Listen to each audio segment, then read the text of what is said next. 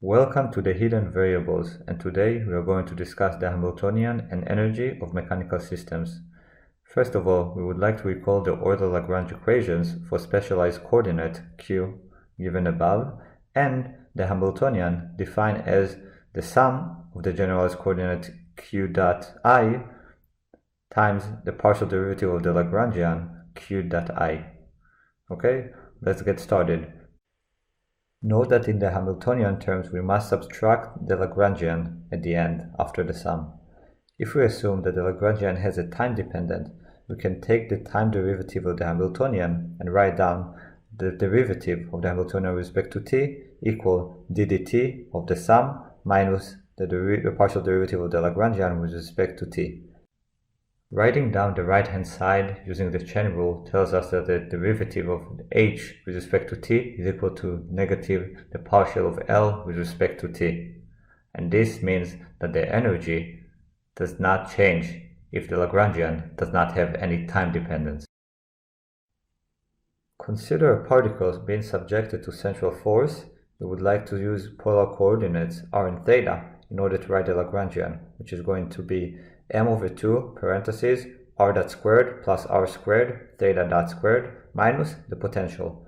Note that we can choose any potential we want, as the calculation is going to carry it along until the end.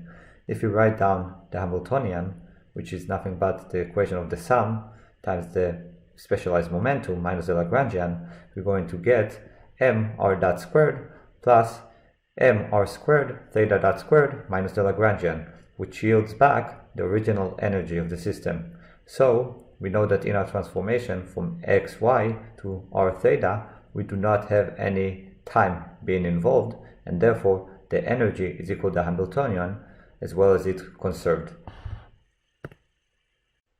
Our second example, considering a bead on a rod with a spring constant with zero stretch length being subjected to a circular motion in a two-dimensional plane with a constant angular momentum. Note that my notation L is equal to R. Writing down the Lagrange equation in polar coordinates, we see the dependency in R and omega. Notice that omega is constant in our case. The last term is just Hooke's law for spring constant, negative k r squared over 2. The Hamiltonian then is going to be exactly the same as the energy, but with a minus sign on the r squared omega squared term, because omega is constant, so when we take the partial derivative, we get nothing. That means that the energy and the Hamiltonian are not equal to each other. However, the energy of the system is conserved. In our third example, we are given a bead that can move only horizontally along the x-axis, and the rod itself is being accelerated upwards along the y direction with a constant acceleration. If we integrate once, we can find the velocity, y dot, which is nothing but the acceleration times time. And the position, if we consider the initial position at the initial velocity to be 0, is going to be at squared over 2.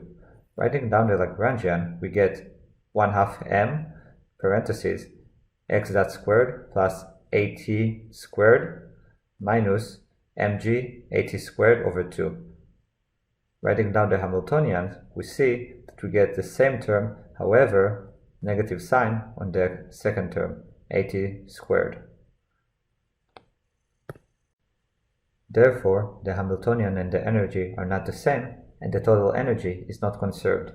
This is true because when we made our change in coordinates from the x-axis to the xy axis, the y term has a time dependent in it, which causes these inconsistencies with the Hamiltonian and the energy.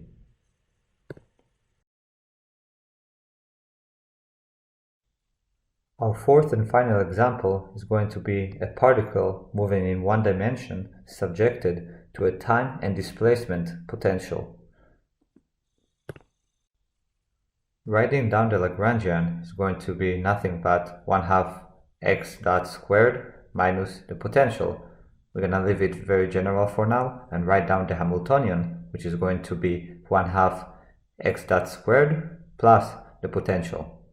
We can see that the Hamiltonian is indeed equal to the energy, but it's not conserved because we have a time dependent in the potential term.